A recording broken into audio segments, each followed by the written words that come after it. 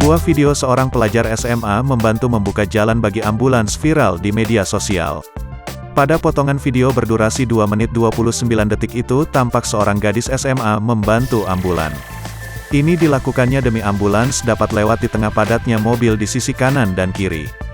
Informasi yang dihimpun, video itu diambil di sebuah ruas jalan di Bandung. Rekamannya diunggah akun TikTok @redeskorting pada Jumat, tanggal 21 Januari tahun 2022.